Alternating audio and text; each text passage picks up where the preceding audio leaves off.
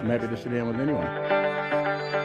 Just like any share house, this place has a few new housemates this week, and it's likely to make the 45th Parliament very, very interesting.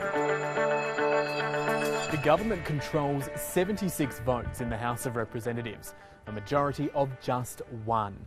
It'll only take a single grumpy Liberal or National MP to cross the floor and leave the government very red-faced.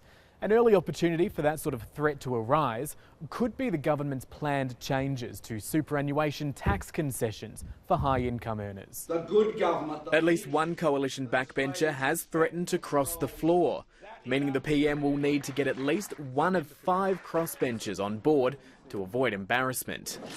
The upper house is an even more fascinating prospect. The double dissolution election was meant to help clear out an unruly bunch of crossbenchers. The problem is the crossbenchers grown from 8 members to 11. On top of the 9 Green senators, there's now 4 members of Pauline Hanson's One Nation party, including the party namesake. A trio of Southerners will represent the Nick Xenophon team, all from South Australia. Family First Bob Day, Liberal Democrat David Leyonhjelm and Tasmania's Jackie Lambie have all survived an attempt on their political lives. And now, the human headline, Darren Hinch, is also in the mix. The government has 30 votes in the Senate. It needs to secure the support of another 9 members if it has any chance of passing legislation. That's certain to liven up debate on the bill that sent the nation to an early poll, reintroducing the Australian Building and Construction Commission. It also looks like there'll be more attempts to ease restrictions on freedom of speech, with calls to water down the Racial Discrimination Act.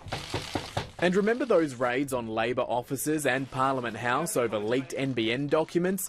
The opposition's claimed parliamentary privilege on those, and they've been locked up in the Senate, awaiting the return of Parliament to decide their fate ever since. We know the big banks will be hauled before a House committee for a please explain, an attempt by the government to stave off Labor's call for a royal commission. And the government wants to change the Fair Work Act to protect volunteers in the wake of the Country Fire Association dispute in Victoria. Throw in the ongoing debate on a same-sex marriage plebiscite and constitutional recognition for Indigenous Australians, and it's already a full agenda for the new team on Capitol Hill.